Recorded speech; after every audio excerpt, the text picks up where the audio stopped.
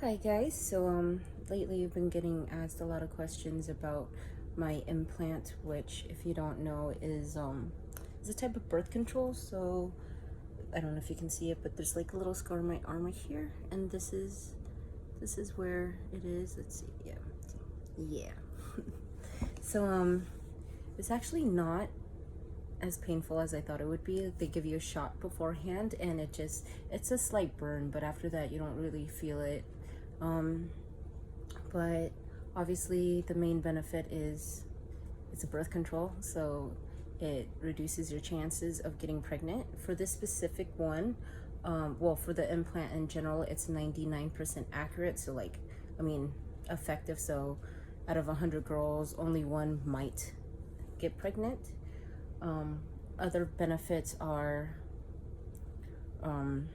it can you won't get periods for most people. Like my first month I was spotting for about 2 weeks, which was kind of annoying, but I just wore like a panty liner and that was fine.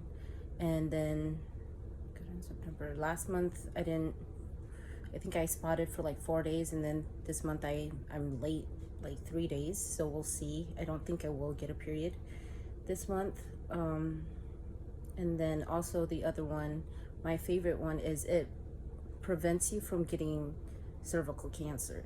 So they recommend that after, like, once you turn 18, if you're a female, you should get a pap smear at least once a year. And what a pap smear is like a little test. You lay down. It's really awkward, really uncomfortable. Everybody hates doing it, so you're not alone. And they just swab and they take that to the lab and they see if there's like any abnormal cells. Well, when I was 18, I had one done and they found abnormal cells, and then they had to do a more specialized test, which was even more awkward because not only is it the OGBYN there, it's like this huge machine, and that was weird. So they said I didn't have cervical cancer at the time, but they wanted me to get checked an extra time per year just to make sure it didn't develop into it. And then I lost my health insurance because, American health system is just freaking amazing. And so I haven't gotten one since, until like right before I got my implant. And so I'm still waiting for the results. I gotta call my doctor back, but hopefully I don't have cervical cancer. And if I don't, hopefully this will continue to prevent it. Another one of the benefits, at least for me, so I hate talking about this, and we can talk about it in another video, I suppose, but I have a ton of mental disorders. Since I was 13, I have been diagnosed with, it used to be called bipolar disorder, but now I'm classified as manic depressive 2 disorder, which means I'm more depressed than I am manic, which is kind of good because I get into some weird shit when I'm manic. And then also just regular depression, borderline personality disorders, which is not the same thing as what's it called,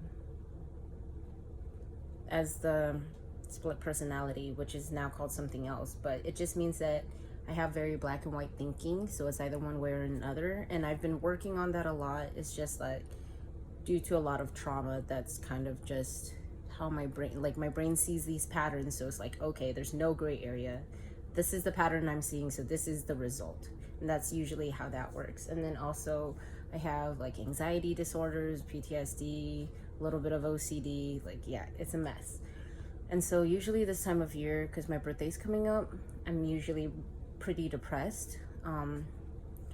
But since I've gotten the implant, I got it back in September, and it's now November. Yeah, it's been pretty good. Like, usually when I have an anxiety attack, I just like break down and cry. Like, it's really bad. And I usually, like, because I was the dungeon master for a D&D game for one of my friends, but I don't know any of his friends, and so every week I would get anxiety, like, oh my gosh, his friends would think I'm weird and all of that stuff, and I would just like break down, and like it would be a really bad panic attack. But like one time I was just driving home after I had my implant in for like a month, and I was thinking about it, and then no, it was fine. It ended in like 5 minutes. It was literally the easiest anxiety attack I've ever had. And then usually when I get into like a depressive slump, it lasts for like weeks. And I had one like last weekend, and I think it lasted like 2 days. Like, okay, so I've also had been dealing with suicidal ideation since I was like a kid. Yeah, it's pretty bad. And that usually will last at least a few days within my depressive slump, and that one was just like one day. And so if you do have mental disorders, I wouldn't use this as a way to, you know, help with that. Like like, you know, if you were to take antidepressants or mood stabilizers, I would still go to a licensed psychologist and, you know, see what the best option for you is. It's just, for me, this is really helping me out. So I think those are pretty much the benefits right now that I've noticed so far. But it depends on everybody, because I went on a hike with one of my friends and her friend, and he was telling me that his girlfriend was on, well, he said birth control, but he didn't specify which one. But I was talking about mine, and he was talking about hers as if she was on the same one. And he said that she's been kind of, her emotions have kind of been at an imbalance. And so I was telling him about how it's helping me balance because I've had an imbalance. And so he says that for her, since her chemical levels were probably balanced, it's causing hers to go out of balance. And then also my female friend that was on the hike, she told me she had it for like 8 months. No, she had the shot, and she said that she was on her period for like 8 months straight. Like, she had it from once she got the shot until she got off of it. But that was the shot. And so obviously it does depend on you know, different factors. So I would just talk to your doctor about all of the options. For this specifically, the implant, I think there's 3. The place I went to only had 2 of them. There's a 3-year one, a 5-year one, and it's either 7 or 10. And so as soon as, you don't have to wait the whole time. If you decide like a month later, oh, I want to have a baby, just take it out, and then the next day you're ready to conceive. Well, not conceive, but, you know, do the deed. Such an awkward topic for me to talk about. Okay, and then so another thing I want to talk about is the place that I got it done. So I actually went to Planned Parenthood because I didn't have health insurance. I missed the deadline or whatever for the place I was working, and now it's time to re-enroll, and so now I have it. Well, it'll start in December. But anyways, I know everybody talks ill of Planned Parenthood because they do abortions, and if you know me, you know that I am actually against abortions. My birth mom, she took me out on a visitation once because she didn't have custody of me, and she told me that she wanted to abort me, and that really broke my heart. And so, like, yes, I am a little biased, and like, honestly, in my birth mom's position, it probably would have been the best bet for her, but, you know, we made it. But I'm not completely against abortions. Like, obviously, if, you know, a child gets raped by a grown man, I would not expect that child to go full term and carry, you know, like, if you're 12, you should not have to be taking care of an infant, or like, even if you're 16 or whatever. I mean, obviously, when you're a little bit older and once you know what you're doing, okay, like, yes, like, I don't know, that one's a little bit harder. But if you're raped, yeah, I don't think you should. I don't think, like, you should be forced to deal with that, because that wasn't your decision. And just a little background, I am a rape baby, and so, like, that's why I say in my mom's position, it would have been the best bet, especially since we're both, like, both of us were born in the Philippines, and, like, mostly everybody there is Catholic, and so I was born out of wedlock, so I became a bastard. That's the technical term for it, I suppose. And then she, like, fell out of favor. It was a whole big thing. At least that's the story I choose to believe. But then also, obviously, if you're addicted to drugs, yes, that is your choice at first, but, like, after a while, addiction is a disorder. Like, those are really hard to break. Like, I don't know if you know the history of, is it heroin? Does heroin have opium in it? One of those, like some sort of drug has opium in it. And if you don't know, opium comes from poppy seeds. That's probably why it's illegal to pick poppies in California, even though that's our state flower, but it's because you get opium from poppies. And back in the day when they first started using it, they started using it as a medicine.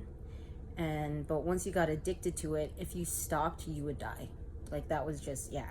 And so addiction is a very difficult thing. And I believe that if you get pregnant while you're addicted to a drug, I don't think, if you can't afford to carry the baby full term, I don't think you should, just because the baby will be born with that addiction. And then once the baby is born, you're gonna have to like put it through rehab, and that's a lot of suffering for the baby. Yes, they won't remember when they're older, but the baby will still be suffering too. It's a lot of money, because you have to, there's like machines it has to be hooked up to, chemical, like medicine it's going to have to take. And so obviously if you can't afford that, it's going to be a lot harder for you and the infant later on. So that's just my opinions on abortions, but Planned Parenthood does a lot more than abortions. Like, I got my pap smear after 6 years there. I got my first breast exam.